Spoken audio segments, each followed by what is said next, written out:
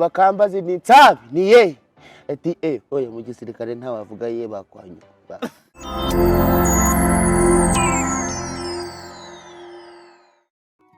amahoro y'Imana nongere aba nawe nongeye kuba ikaze mu kiganiro ni muntu ki. Umunsi tuyobana ku mateka ya Dr Nsabi benshi mwamenye cyane. Umunsi cyo kuvuga ku buzima bwe ni buri mushya bantu kandi subscribe kugira ngo ubashe kumenya byinshi kuri uyu musore mwese mukunda. Gusa kugezaho ikiganiro ari Shyaka Achille. Niba ukoresha imbuga nkoranyambaga ukaba ukunda ibintu bijyanye n'imyidagaduro nta kuntu waba utazi umunyarwenya Dr Nsabi. Maze kwegurira imitima ya benshi bitewe n'uburyo atembagaza abatari bake.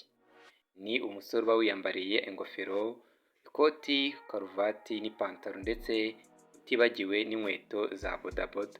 Imvugo ye itamenyerewe cyane ni kimwe mu bigenda bimwongerera igikundiro umunsi ku munsi.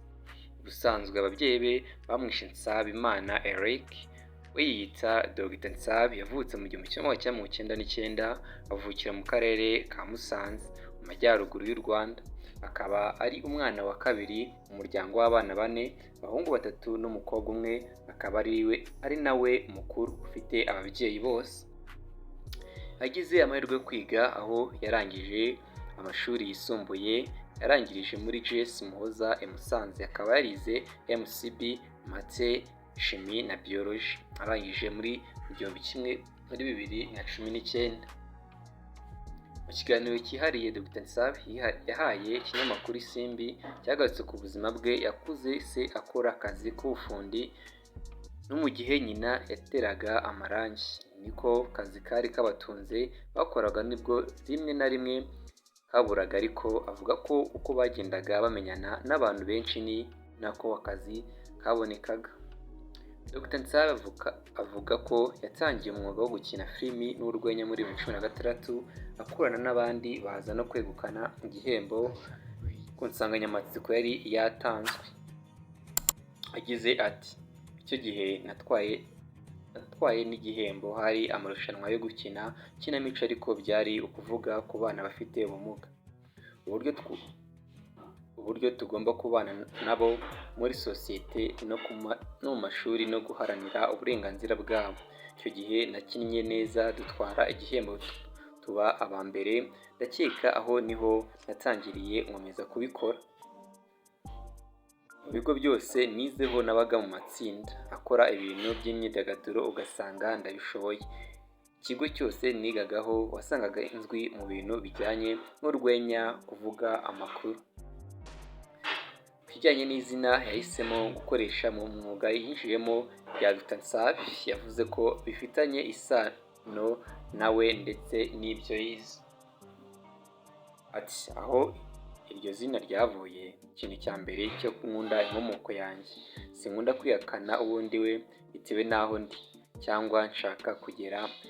Icyo mbaha cya mbere naho naravuze ngo niba nshaka kuba icyamamare ntabwo ngomba kujya kure y'amazina yanjye, ntihakane ahubwo mu gice kigomba kugira amazina nzitwa hagomba kuzamo izina ryanjye. Niho navanye Nsabi.